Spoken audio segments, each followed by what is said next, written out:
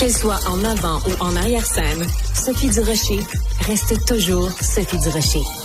Vous avez déjà entendu parler, c'est sûr, au cours des 35 dernières années, de cette émission appelée Souverain Anonyme. C'est une émission animée et une idée de Mohamed Lotfi qui a donc été à la barre de cette émission-là pendant 35 ans. Le principe était assez simple. Aller dans les prisons, rencontrer des prisonniers, organiser des rencontres entre des prisonniers et des personnalités de la société civile québécoise et de rendre compte du témoignage des gens qui vivent derrière les barreaux. Après 35 ans, Mohamed Lotfi a décidé de mettre fin à cette aventure-là, mais il a un regard extrêmement intéressant sur le monde des prisons au Québec. On le rejoint tout de suite. Mohamed, bonjour. Bonjour Sophie. Mohamed, c'est un plaisir de te parler. Pourquoi t'arrêtes ça? Pourquoi, après 35 ans, tu mets fin à ton aventure Souverain Anonyme? Ça fait plusieurs 5 ans. Qu'à chaque fois, tous les 5 ans, je me dis cette fois. Mais là, je pense qu'à 65 ans, je pense que j'en ai fait des 5 ans. Puis c'est la loi de la vie, quoi. Alors, dans ces 35 ans-là, le principe a toujours été le même et assez simple, des rencontres humaines. Je tiens à le préciser parce que je suis déjà allée, moi, à Souverain Anonyme. C'était en 2003. Et je me souviens que la première question que je t'avais posée quand tu m'as dit « Sophie, ça te tente-tu de venir? » Je t'avais dit « Moi, avant d'y aller, je veux savoir, les gens qui sont en prison, c'est quoi le crime qu'ils ont commis? » Et ta première réponse, Mohamed, ça a été de me dire « Non, on le dit jamais. » Parce que c'est pas des prisonniers qu'on va rencontrer, c'est pas des criminels, on va rencontrer des humains. C'est une nuance qui est importante, là, de préciser ces choses-là. Oui, je suis content que tu aies introduit ça de cette façon-là et surtout avec ces images. On te voit justement avec les souverains. Tu as été plus blonde qu'aujourd'hui. Mais, un peu plus jeune. Ouais, mais je garde un très bon souvenir, je pense. On le voit là, avec ce sourire et tout ça. Vraiment, c'était très, très, très agréable et très intéressant aussi. Donc, la question, c'était quoi déjà? La question, c'était que tu t'es toujours fait un point d'honneur de faire en sorte que les gens qui allaient à la rencontre des prisonniers, on sait pas qui on a devant nous parce que c'est pas le crime qui est important, c'est l'humain qu'il y a derrière. Absolument, non, mais ça c'est un point extrêmement important. Je pense que ça fait partie de mon code d'éthique de ne pas savoir quels crimes ont-ils commis et de ne pas le dire non plus aux invités parce que je suis pas là pour les juger et c'est aussi une façon de me protéger de moi-même, de mes propres préjugés. Et je crois que il est arrivé quelques fois où j'ai su pour certains gars, par hasard, et j'étais content de ne pas l'avoir su, parce que sinon peut-être que cette personne-là, je l'aurais jugée, je l'aurais vue autrement. Ouais. Et ce qui a fait que la personne en a profité et il a fait un bout de chemin, et ce bout de chemin a été surprenant.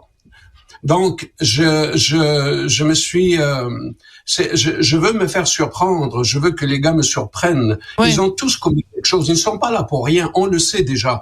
C'est pas la peine d'aller dans les détails, je sais qu'ils ont fait quelque chose et je tiens à préciser, puisque tu soulèves cette question, c'est que les personnes, par exemple, qui ont commis des crimes, je sais pas moi, des pédophiles, par exemple, eux, j'ai pas besoin de le savoir, mais je laisse entendre à tout le monde que les pédophiles ne peuvent pas rester dans mon activité. Pour une raison très simple. Ce n'est pas parce que je les juge, non. C'est pas parce que je veux les rejuger, pas parce que je veux pas. C'est simplement pour leur sécurité. Pour leur sécurité, oui. Ils peuvent pas, ils peuvent se déplacer de secteur à mon activité et ils peuvent se faire passer. Donc, ça, je n'y tiens pas. D'accord. Par contre, Mohamed, je me permets de t'interrompre parce qu'il y a sûrement des gens qui nous écoutent et qui nous regardent en ce moment et qui se disent, c'est formidable d'avoir des programmes comme ça parce que tu as sûrement déjà entendu cet argument-là pendant 35 ans. C'est formidable d'avoir un programme pour les prisonniers, pour les accompagner, leur faire rencontrer Falardeau, Pierre Falardeau, Michel Rivard, tu sais, qui va leur chanter des petites tunes à la guitare.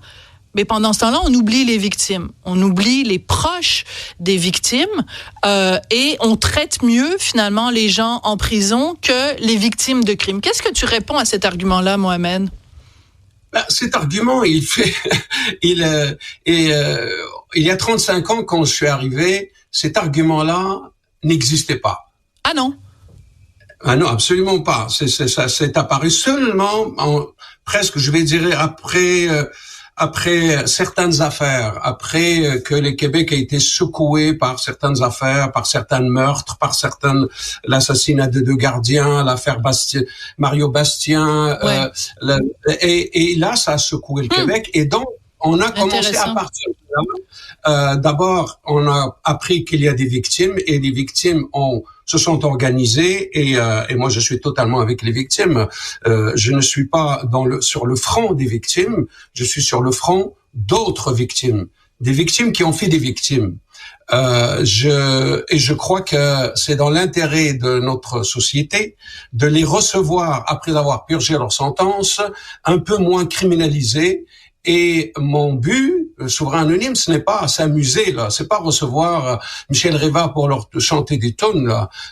C'est préparer cette émission Souverain Anonyme, c'est la préparation de l'émission. Avant de te recevoir en 2003, on a passé des semaines à préparer cette rencontre. Et donc, c'est dans cette rencontre-là, dans ces préparations-là, qu'il y a un travail d'épanouissement, d'enrichissement, et donc peut-être aussi de réhabilitation. Absolument. Et ça, c'est le mot le plus important. Ça, c'est le mot le plus important, Mohamed, parce que dans une société de droit, dans laquelle on vit, on a choisi de punir les gens selon la loi, mais on a choisi aussi que pendant leur séjour en prison, on préparait le moment où ils allaient sortir, pour ceux qui en sortent en tout cas, et qu'on allait leur donner une deuxième chance au moment de leur sortie pour une réintégration dans la société.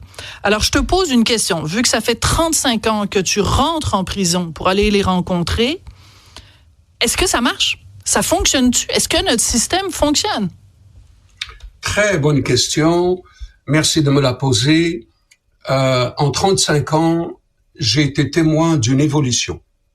L'évolution qui n'est pas seulement celle de la prison, mais celle d'une société entière. Et la prison ne fait que refléter ce qui se passe dans la société. Qu'est-ce qui s'est passé dans la société?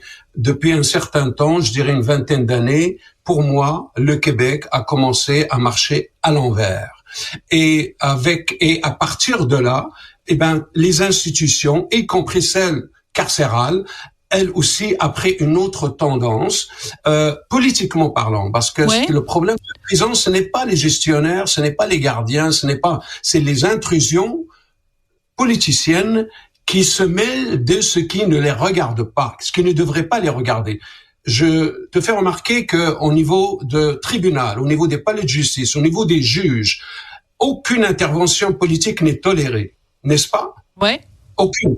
Alors que au niveau de la prison, c'est complètement autre chose. Et s'il n'y avait pas eu ces intrusions politiciennes, on n'aurait pas abandonné justement cette valeur importante, ce principe extra important pour la société québécoise, celui de la réhabilitation. Ouais. Or, depuis, donc, je disais qu'il y a eu évolution, et dans cette évolution, j'ai été témoin d'un recul, d'un grand recul.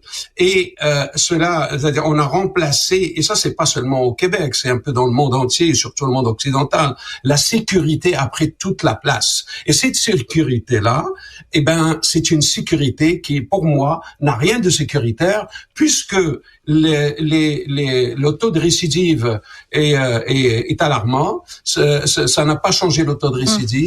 Ça n'a pas fait d'une sorte que, par exemple, la drogue rentre moins en prison. Ça n'a pas fait d'une sorte que la criminalité, le taux de criminalité baisse. Donc, cette sécurité qui n'a rien de sécuritaire, pour moi... C'est un échec. C'est un échec.